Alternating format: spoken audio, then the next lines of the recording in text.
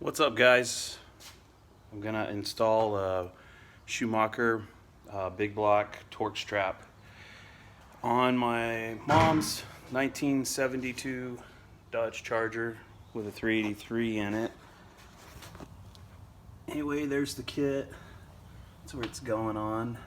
I have the car lifted up away from the motor right now, and then I'm gonna, just so I have plenty of clearance. I haven't worked on the car for a few weeks because Schumacher is in back order with these torque straps, unfortunately. And I think I've used their torque straps before. I think they're awesome, they're great. But just be warned, if you're going to order one anytime soon, I think all their supply chains have been jacked up with all this crap with China or something. I'm assuming that's where they're getting them from, or having them made or whatever. Anyways, I've ordered one for this car. It's been since July, and we're now starting October. I've emailed them asking them what the status is, and for a while they didn't get back to me.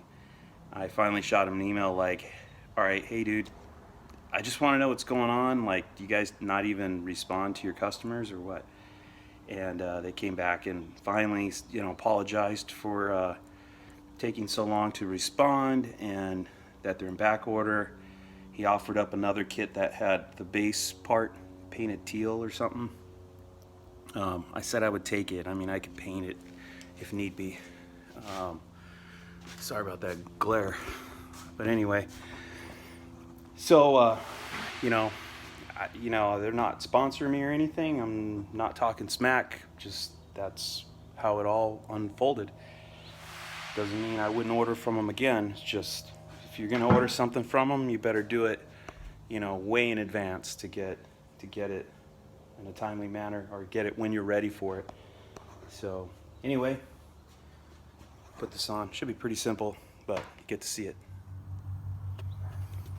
All right, so the whole reason I'm using the torque strap is because this is a 72 and it's got the pancake or biscuit style motor mounts.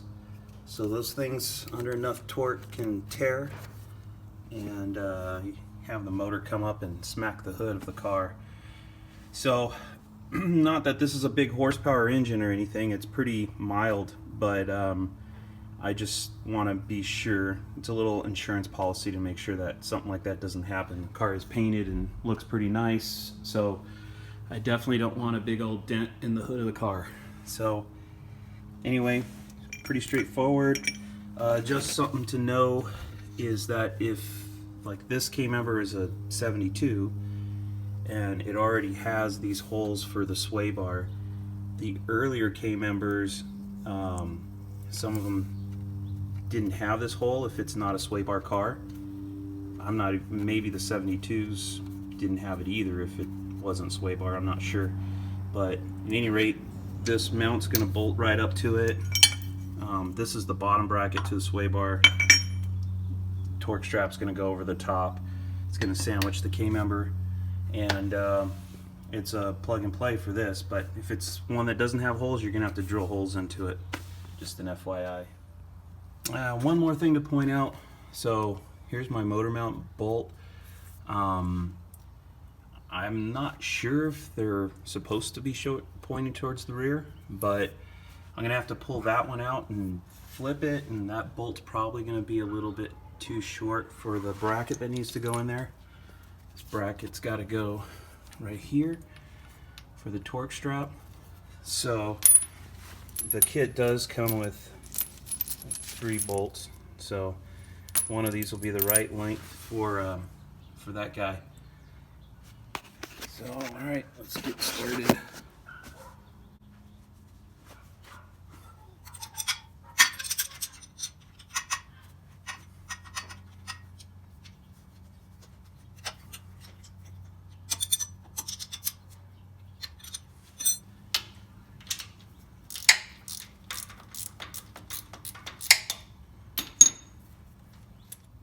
Okay, so the original motor mount bolt is the perfect length. The end of the bolt is right here at the end of the nut, so even though this added thickness was put in there, we're good. If it was a little bit shorter, I would have pulled these washers out, because to me the motor mount can kind of act like the washer.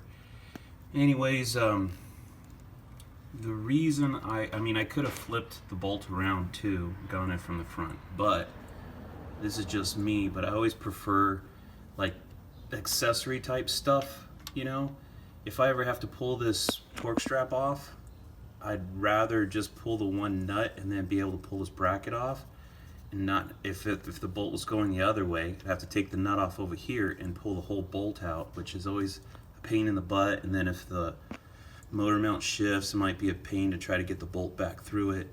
So I always try to put the nut on this side. And then there's the same thing on this side. Like I could have had this going the other way and perhaps put a little longer bolt in here, but then the oil dipstick tube, you know, if the nut were going this way, I don't foresee me ever having to take this off, or for whatever reason, but you never know. So if I needed to, the nut's on this side, I just take the nut off, I leave the bolt in place. That's just my thinking and trying to like plan ahead.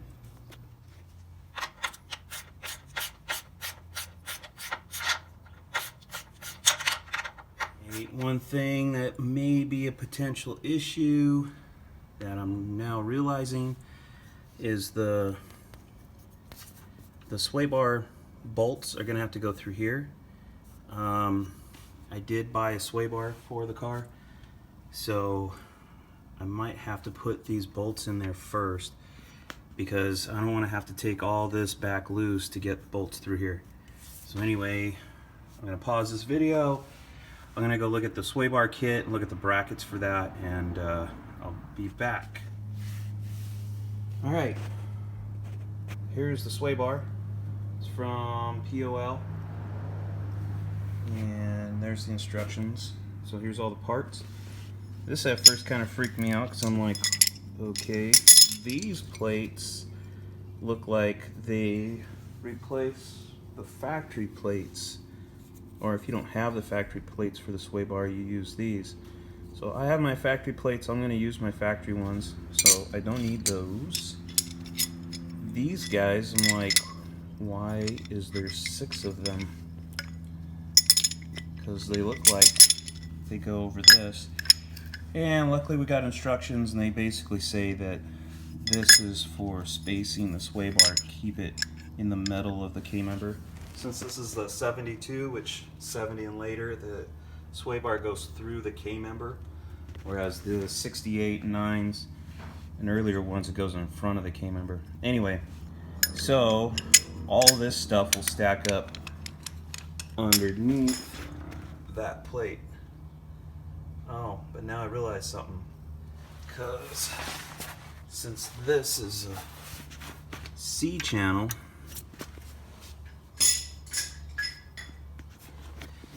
these plates aren't going to fit inside of that, so yeah, I'm going to have to use the aftermarket plate. Alright, no big deal. So I'm going to put the aftermarket plate, I'm going to put these bolts through it on the holes that will be utilized for the sway bar, and then they'll be kind of already sitting inside of here, and then I can bolt all this stuff down.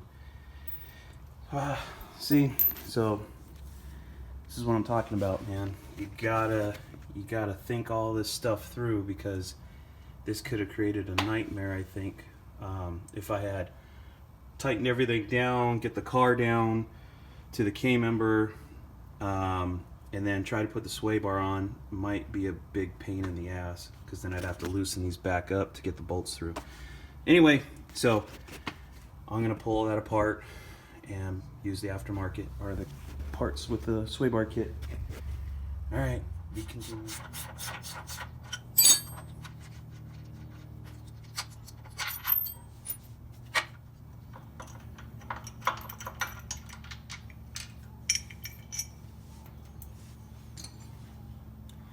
Factory plate, aftermarket.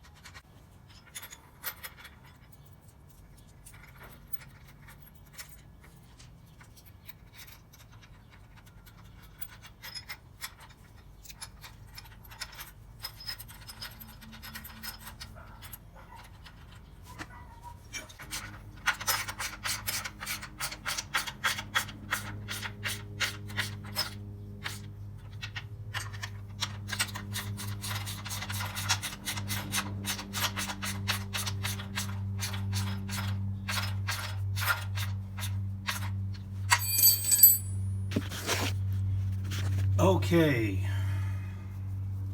here's where we're at. So the bolts are in there. I'm gonna be able to get a wrench in here. See that or not? You know what? I'm gonna have to take that washer out. Okay, so here's where we're at. The motor mount bolt is tight. I tightened these guys down.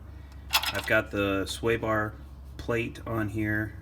I had to put these bolts through because I'm not going to have access to them. There's a washer like this one. It comes with it, but I couldn't get the wrench in here, so it was in the way. So now, try to get this one. You can see it. See the head of the bolt? I can get a wrench in there and hold it while I tighten down on the sway bar bolt there. So we're good, we're all set up. So when the car is bolted to the K-member and I'm putting the sway bar in here, I don't have to worry about having to take any of this crap loose again. So this plate's tight, the motor mount bolt's tight, the strap bolt's tight, and I tightened up here where the rubber bushings are. So it's done. Torque strap's on there. It's freaking on there. This motor is not going anywhere. Alright, like I said, torque strap's all done. So now I can bring the car back down to the K-member. Just to show you my setup. A long time ago, my buddy Eric and I designed these Crazy 8 lift tools. The company was called Dutch Brothers. It's not in existence anymore, so you guys will have to make your own setup. But our tool basically attaches to where the bumper brackets attach, and so you can hook a cherry picker to it and you can raise the car up and basically load your drivetrain from the bottom up. And then we have our engine dolly there, which supports the engine and trans and everything. You can see I got my power steering pump on, my lower control arms on, struts on. You get, starters in. Get a lot of stuff bolted up ahead of time. It's easy to get to. All right. So anyway, I'm just going to show you lowering the car. I'm going to pull the jack stands out real quick before I do that. Before I lower the car, I was going to just jack it up real quick. Give you guys an idea.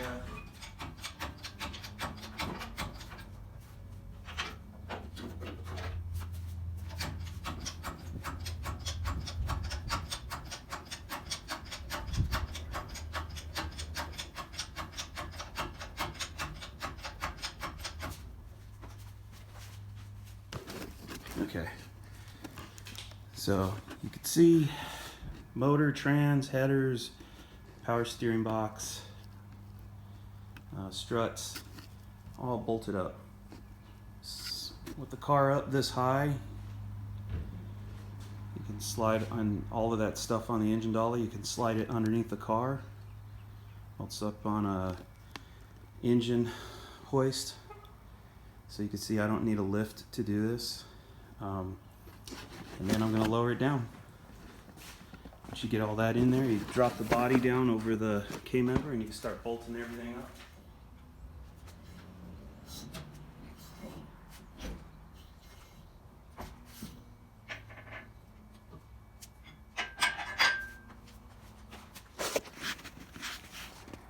There you have it. Alright, so I got the car lifted up a little bit. So I have a little space between the body and the K-member so I can kind of align it. Just to give you an idea, I'm just using a screwdriver to kind of move things around so that I can get this in place to get the bolts through there. I can't hold the camera and do this at the same time, so I gotta cut out and I'll be back. Alright, so just real quick, the K-member is bolted up to the car. If you saw in the last clip, this part of the K-member was close to the body and then there was a big gap on this side. So I jacked up the tail shaft on the transmission to get the whole drivetrain to kind of come up like this. and then I put this jack under the back of the engine dolly and jacked it up to push the K-member up close to the body. So got that all bolted in. I'm gonna raise the car up, put it on jack stands. I gotta lift the car and lift the tranny kind of simultaneously, get it up in there before I could get the trans cross member in there. So anyway, that'll be the next clip. Alright guys, last leg of the video. I was really hoping to get the trans mount up in the car so that the whole drivetrain's secure to the body, but unfortunately I had this trans mount powder coated, which I had done a long time ago, and so for many years I thought this was for a 72 Charger. I thought it was for that car, which I've been stealing parts that were powder coated for that car to put on my mom's car.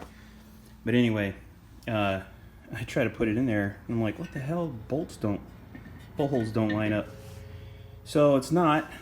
I assume it's an A body or something. It's narrower, and I rummaged through all my tote full of trans mounts and found that crusty looking one, which is a little wider. Sure enough, I put it up in the car, it fits. So that's for 72. So I'm gonna go online and see if somebody repops these. I'm gonna guess they do, and if it's reasonable enough, you know, because I got everything in this car has got like powder coated or painted parts, so it looks nice. So I'm not gonna put a crusty one on there. And so to get this one cleaned up, sandblasted and powder coated, you know, it might cost me, well, I'm gonna take a bunch of parts if I take it in, but at any rate, we'll see what it costs for a new one. If a new one's pretty reasonable, then it doesn't make sense for me to get this one all sandblasted and powder coated, but we'll see. Anyways, so I'm dead in the water.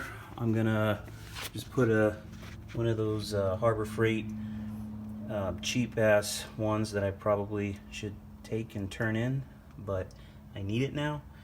So that's holding up the tranny, and I got the car on jack stands.